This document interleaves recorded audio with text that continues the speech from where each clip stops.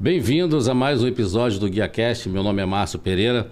Hoje vamos falar sobre dois temas que despertam curiosidade e polêmica: os esteroides anabolizantes e as canetas emagrecedoras. Substâncias que prometem resultados rápidos, mas que exigem cuidado, acompanhamento médico e responsabilidade. Para esclarecer o assunto, recebemos o Dr. Fernando Inácio, médico especialista em medicina esportiva. Doutor, é um prazer tê-lo conosco. O prazer é todo meu. Ah, que bom. Doutor, vamos começar aqui com algumas perguntas bem interessantes acerca do tema. Para começar, o senhor poderia explicar o que são os esteroides anabolizantes e por que tantas pessoas recorrem a essas substâncias na busca por desempenho físico e estética? Claro, então, principalmente eles são derivados da testosterona, certo? Que é o principal hormônio masculino. E as pessoas buscam a utilização desses ergogênicos principalmente para melhora da performance. E atualmente, com o imediatismo da população, né, como as pessoas querem resultados mais rápidos, eles tendem a usar esse tipo de atalho para conseguir essa pressão estética da rede social e tudo mais, e atingir o corpo perfeito, né? Que a gente sabe que o corpo perfeito não existe, mas eles sempre tendem a procurar por ele. Sim, sim. Entendi. Os esteroides anabolizantes têm origem em substâncias hormonais, como a testosterona, né, que o senhor falou. Como atuam no corpo e por que proporcionam aumento da massa muscular? Então, ele age por várias vias, certo? Primeiro, ele age nos receptores androgênicos, que a gente tem em todos os tecidos do nosso corpo, praticamente, pele, cabelo, mas o alvo principal que a galera usa é pelo receptor no músculo, certo? Então, ele aumenta a síntese proteica e também tem a melhora na performance, ganho de força, e tem a ação anticatabólica também dele, que ele ajuda com que você mantenha já a massa muscular que você tem. Então, até no emagrecimento, ele favorece que ele vai focar em perder gordura e manter a sua massa magra também, certo? Perfeito, perfeito. Há diferentes tipos de anabolizantes, né, com finalidades diversas. O senhor poderia explicar essas variações e quando o uso pode ser considerado terapêutico? Claro.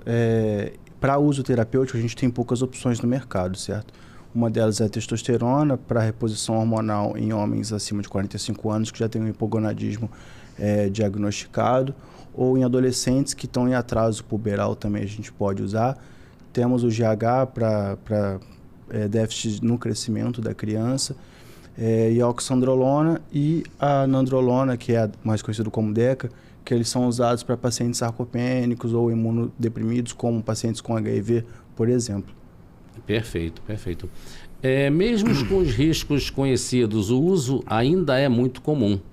Quais fatores influenciam essa busca por resultados rápidos? Acho que principalmente a pressão estética atual, né? Como as pessoas começaram a promover muita atividade física no Instagram e as pessoas tendem a se espelhar nos influencers, que acredito que muitos deles usem, e tem um corpo muito acima da média, e essa pressão estética por atingir o corpo perfeito acaba fazendo com que as pessoas busquem esses atalhos.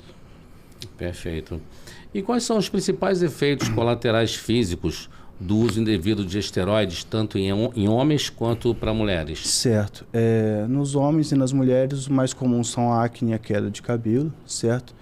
E, além disso, na mulher pode ocorrer o engrossamento da voz também, porque a corda vocal acaba hipertrofiando, porque ela também tem receptores androgênicos, certo? Esses são os que são mais visíveis. Mas temos efeitos também no fígado, no coração, porque o coração também tem receptores androgênicos e também é um músculo, certo? Então ele também capta esse aumento da testosterona exógena, certo? Tem que ter cuidado, né, doutor? Sim, com certeza. E quanto à saúde mental, irritabilidade, depressão, dependência psicológica, são efeitos observados? Sim, com certeza. Com a testosterona nem tanto, mas a gente tem outros esteroides como a boldenona e a trembolona, que são também derivados da testosterona, mas são chamados de 19-nor, é a classe deles. Eles têm uma ação maior no sistema nervoso central, certo? A boldenona deixa o paciente bem deprimido, assim, bem para baixo, e a trembolona já dá um acesso de raiva com frequência, o pavio fica muito curto. Então são drogas assim que eu oriento que nem usem nunca na vida. Sim, com certeza, com certeza. E esses efeitos costumam ser reversíveis após suspensão ou podem deixar sequelas permanentes? Em sua maioria, eles são reversíveis a partir do momento que a gente retira o hormônio, certo? Respeitando o tempo de meia-vida dele, certo? Conforme ele vai se dissipando no organismo, o paciente tende a voltar para o seu quadro neurológico normal, seja o da trembolona ou seja o da boldenona, o paciente reverte o quadro após cessar a medicação, sim. Perfeito. Alguns atletas defendem o uso para ganho de performance. Há algum benefício real que compense os riscos? Pensando em alta performance, né, realmente eles são hormônios fantásticos, né, aumenta realmente muito a performance. Recentemente teve até aquela Olimpíada que não tinha doping, né? Sim, e os atletas bateram inúmeros recordes mundiais assim no estalo de Deus. Então, para performance é excelente assim, não tem parâmetro. É bem vantajoso, né? Exatamente. Como essas substâncias afetam órgãos vitais, como fígado, coração e sistema reprodutivo? Certo. Então, o coração, até citei um pouco na pergunta anterior, né? Como o coração tem receptores androgênicos, ele acaba captando e acaba hipertrofiando também. Isso pode gerar uma insuficiência cardíaca a longo prazo. Já o fígado, ele metaboliza todas as substâncias que a gente joga para dentro do nosso corpo, certo? Então, com os hormônios não é diferente. Então, alguns hormônios são mais hepatotóxicos do que outros. Os injetáveis, o fígado acaba sofrendo menos. Mas os esteroides orais, como oximetolona, que é o hemogenin, ou oxandrolona, são bem mais hepatotóxicos e agridem bem mais o fígado. E quanto ao sistema reprodutivo, a testosterona acaba inibindo o eixo hipotalâmico reprodutivo, certo? E como o corpo capta essa testosterona, ele vê que tem muita, ele acaba com toda a cascata hormonal e por assim acaba com a espermatogênese também, deixando o paciente infértil durante o uso da medicação. E no cenário esportivo profissional, como funciona o controle antidoping e quais substâncias são mais fiscalizadas? Certo. Então, a OADA, que é a federação que faz o acompanhamento desses atletas, eles têm uma gama de medicações que são proibidas, até corticoides, que sim, são coisas que as pessoas tomam no dia a dia. Sente uma dor de garganta, vai na farmácia e compra um corticoide. Então, assim, para atletas que têm nível olímpico ou nível mundial, que realmente são testados rotineiramente, são medicações proibidas. Mas os mais visados, com certeza, são os esteroides anabolizantes, pelo aumento de performance abrupta desses fármacos. Perfeito. Então, vou falar um pouquinho agora sobre as famosas canetas emagrecedoras, né? Nos últimos anos, outro tema ganhou força nas redes sociais, as canetas emagrecedoras.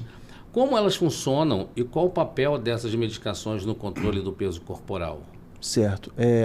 Uma das primeiras que vieram foram a liraglutida e a semaglutida, certo? Que são análogos do GLP-1, que é um hormônio produzido pelo nosso intestino, que ele basicamente retarda o esvaziamento gástrico, né? Ele mantém a comida por mais tempo no seu estômago e também aumenta a sua saciedade, certo? Deixando com que você consiga ficar mais tempo sem comer. Então, é uma ferramenta excelente ainda para pacientes obesos que precisam de uma melhor adesão ao protocolo do nutricionista e não conseguem seguir à risca.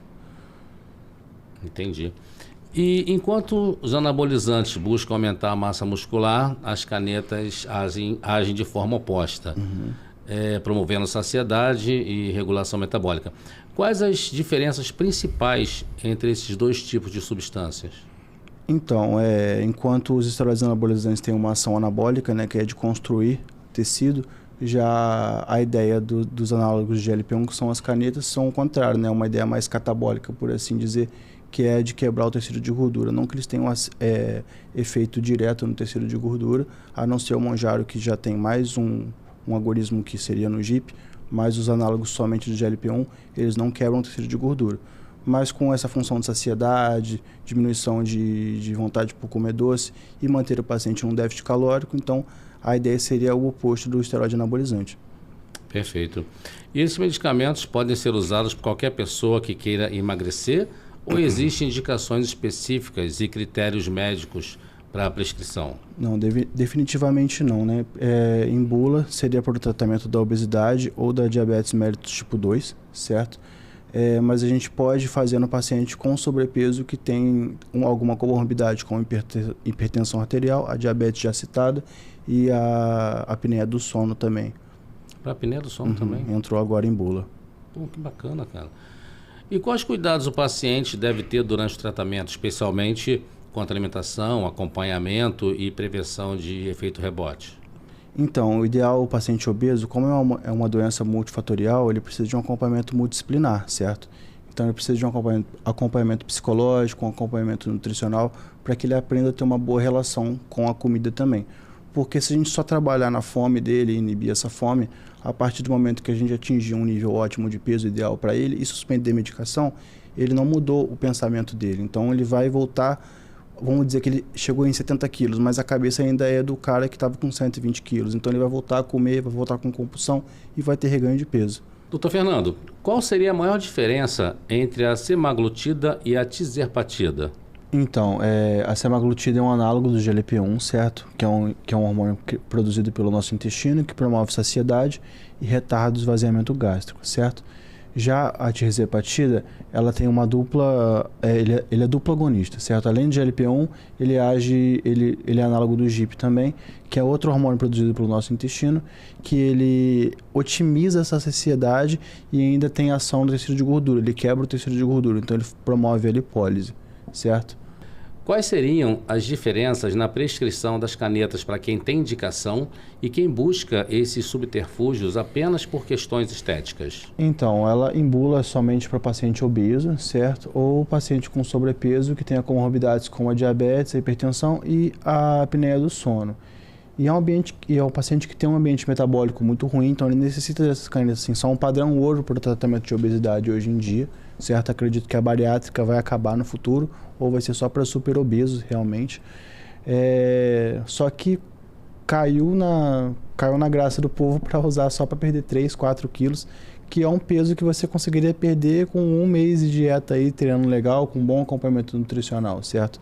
E com o uso dela para esse emagrecimento rápido, não seria um emagrecimento sustentável. A partir do momento que o paciente tira a caneta, ele vai voltar com a fome de antes, ele vai comer mais e vai ter reganho de peso, então não vai ser realmente uma manutenção do peso sustentável. Inclusive, está vindo mais um análogo agora, que é a retatrutida, que ela está em fase 3 de estudo, que ela, além de análogo do GIP e do GLP-1, ela também é um análogo do receptor de glucagon. Então, além dela favorecer o emagrecimento, ela ainda ajuda o corpo a manter a massa magra que tem. Então, o paciente que está no emagrecimento consegue emagrecer e perder mais gordura do que em relação aos outros análogos, certo? Só que atualmente ela ainda está em fase 3, não está no mercado e tem tido muitas vendas ilegais desse fármaco, em teoria, né? Porque a gente não sabe o que tem nessa caneta que está vindo acho que está vindo da Europa, se não me engano. E as pessoas se põem a vida em risco, né? Assim, você tem que saber muito bem o que você está injetando no seu próprio corpo. Mas quando ela sair, será uma medicação fantástica que vai vir para melhorar a qualidade de vida dos pacientes obesos aí, com certeza. Que bom, vamos aguardar então, né? Amém. Perfeito. Doutor, nós recebemos algumas perguntas, né, de pacientes do Guia Saúde e a gente vai te fazer algumas dessas perguntas. A Ana perguntou: faço academia há anos e vejo pessoas com resultados muito rápidos. Dá para perceber quando alguém está usando esteroides? A gente não pode bater o martelo, né, porque a genética é um fator fundamental. Tem gente que tem uma genética muito privilegiada, certo? Mas alguns músculos, como o trapézio e o ombro, têm bastante receptores androgênicos. Então, eles são os primeiros a dar resposta a esse tipo de esteroide anabolizante. E uma outra coisa é, quanto maior o paciente ou atleta e mais seco ele é, mais provável que ele não seja natural, porque é muito difícil você manter um grande volume muscular com baixo percentual de gordura. Perfeito. Uma perguntinha agora do João. É verdade que o uso de anabolizante pode causar infertilidade e impotência sexual? Então, durante o uso, a infertilidade acontece, né? Ou quase infértil. Não, tem pacientes que ainda produzem espermatozoide, mas fica muito difícil de vir a concepção com a esposa, certo? Em relação à impotência, quando a gente tira a medicação e precisa fazer uma terapia pós-ciclo, o paciente pode ficar um tempo ou outro ali com uma libido baixa, porque até você religar o eixo e fazer com que o corpo produza naturalmente a testosterona novamente, ele pode ficar por um tempo impotente, sim. Mas Perfeito. Isso é completamente reversível. Ah, bom. A perguntinha aqui do Lucas. As canetas emagrecedoras substituem dieta e exercício ou devem ser apenas para parte do tratamento? Não, com certeza não, certo? Elas são uma ferramenta do processo de emagrecimento, mas que são fundamentais aliados a uma dieta e o treino, com certeza, o cardio, o treino resistido de força também para melhorar todo o ambiente metabólico do paciente, que o paciente obeso já é um paciente, essa palavra está muito sendo falada de uma maneira errada, mas os pacientes obesos são bem inflamados, certo? Então, com a melhora da alimentação, da atividade física, o ambiente metabólico fica bem favorável e com o ganho de massa associado à perda de gordura, possibilita com que ele tenha um reganho menor quando retirar a caneta, porque quanto mais massa muscular nós temos, maior é a nossa taxa metabólica basal, mais rápido é o nosso metabolismo. Sim. E assim faz com que o paciente consiga manter o peso ideal. Perfeito, perfeito. Doutor, você está agora aqui alguns mitos e verdades e gostaria que o senhor esclarecesse para a gente. É verdade que quem faz uso de esteroides sob orientação médica não corre riscos? Não, definitivamente não. Ninguém está imune dos riscos, certo? Tem gente que tem mais sorte, tem gente que tem mais azar. Assim, eu costumo relacionar com o cigarro, né? O primeiro maço de cigarro nunca faz mal para a pessoa, sim, assim como a primeira ampola, a segunda ampola de Durateston nunca faz. Mas no longo prazo, 20, 30, 40 anos, pode acarretar algum problema, como insuficiência cardíaca e até algum problema hepático também. Perfeito, perfeito. E é verdade que os resultados dos anabolizantes somem rapidamente após para uso? Então, em sua maioria sim, né? A gente não consegue manter os resultados, ainda mais se forem muito expressivos depois que a gente tira a testosterona, certo? Porque vamos pensar num paciente que estava com 3.000 de testo e o normal é 600, 800 ali, comparando com o aluguel. Se você paga 2.000 de aluguel e depois começa a pagar 800, você não consegue morar no mesmo lugar. Com o físico também é a mesma coisa, você está pagando aquela taxa de testosterona. A partir do momento que você reduz, você não consegue mais manter a massa muscular que você estava mantendo com aquele nível suprafisiológico. É verdade que o emagrecimento saudável pode ser alcançado com acompanhamento, alimentação e uso médico de tecnologias modernas, como as canetas? Com certeza. As canetas vieram para revolucionar o mercado da obesidade, né, o tratamento do paciente, porque, como eu disse, como por ser uma doença multifatorial, às vezes o paciente tem um ambiente que não é favorável alimentar, a cabeça, né, pode ter um quadro depressivo associado. Então, tudo que chega no mercado de novo e pode ajudar esse paciente é de grande importância. Perfeito, perfeito. Bom, doutor Fernando, para encerrarmos, qual a mensagem o doutor deixaria para quem busca mudar o corpo, mas precisa entender a diferença entre resultados rápidos e saúde duradoura?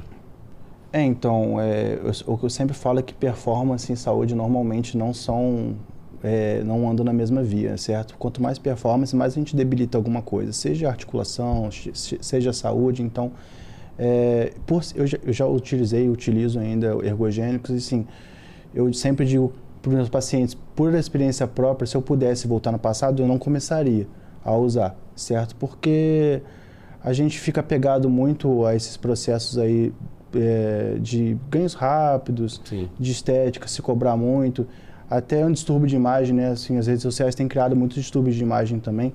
Então, eu acho que a gente tem que se sentir bem do jeito que a gente consegue se manter saudável, sem nenhum tipo de atalho.